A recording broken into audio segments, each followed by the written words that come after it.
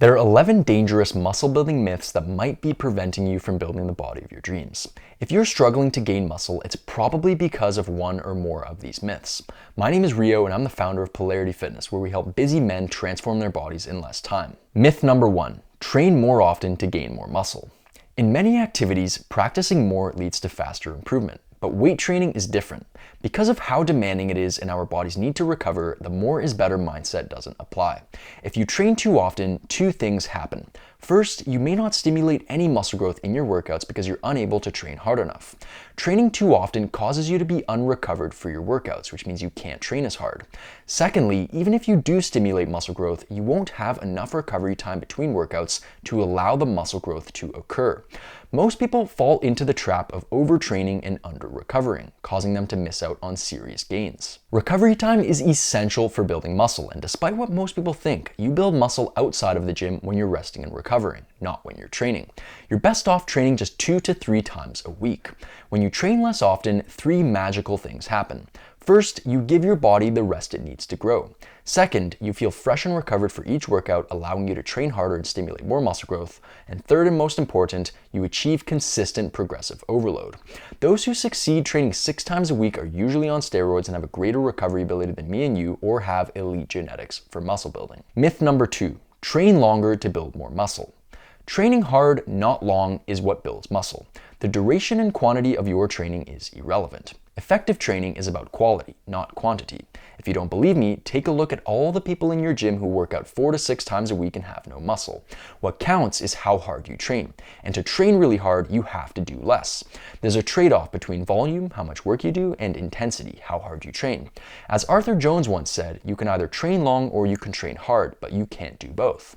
If you do a lot of volume, you can't train as hard. If you train hard, you can't do as much volume. The latter is where you want to be. You want to reduce your workout volume so that you can train with maximum focus and intensity. The harder you train, the less training you need to build muscle, and the less training you can handle. Less is more when it comes to weight training. As little as just 1 work set can stimulate a ton of muscle growth if it's challenging enough. As a rule of thumb, if you ever feel the need to do more than 3 work sets for an exercise, you're not training hard enough. Not only is it unnecessary to spend hours in the gym every week, but it's actually counterproductive because doing a lot of training volume will decrease the effort you put into your workouts. And since training hard is what counts, this is detrimental to your gains. Myth number 3, focus on isolation exercises for a great physique. This not only wastes your time, but also hurts your gains.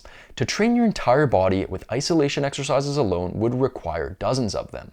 But just a handful of compound exercises can work your entire body, which is important when your goal is to maximize your efficiency in the gym.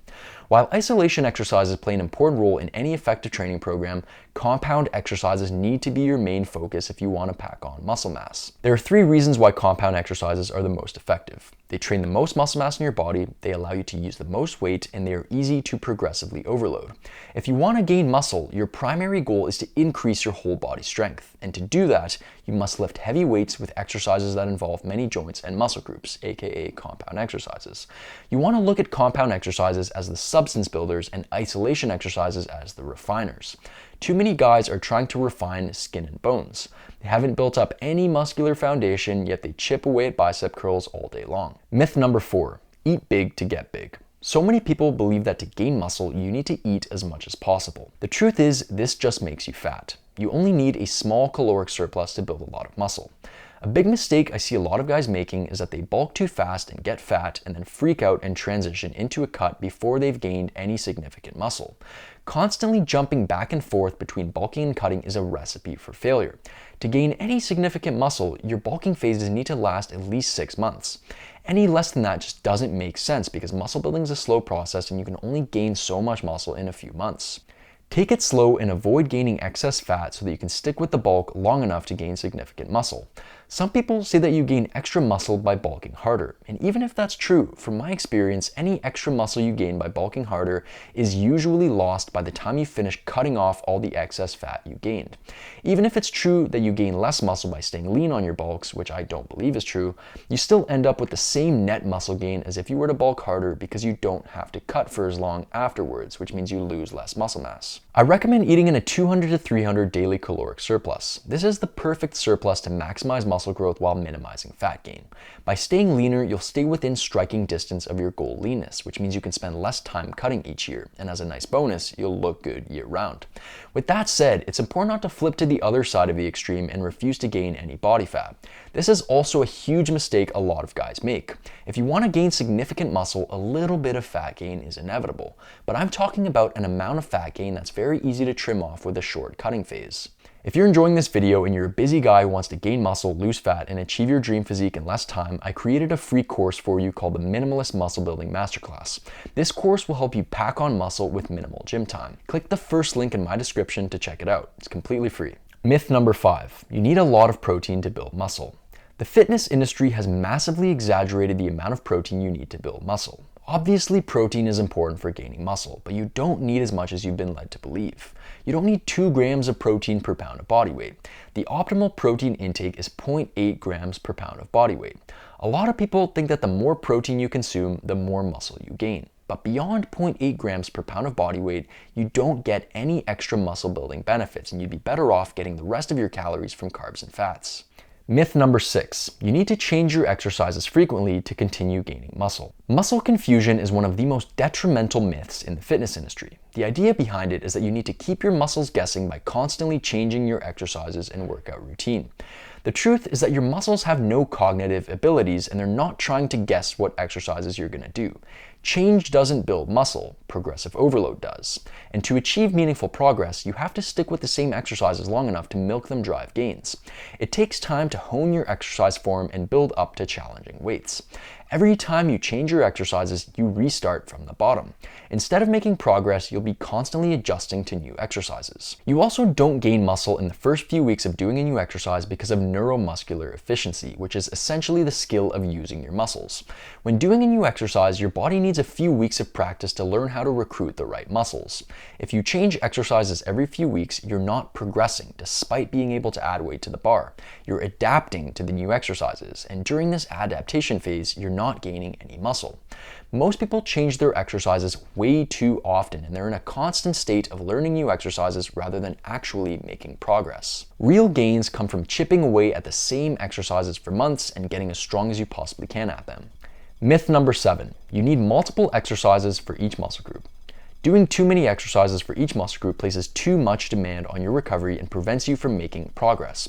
Fitness influencers and bodybuilders can handle 10 exercises per muscle group because they're taking steroids and have a greater recovery ability than me and you.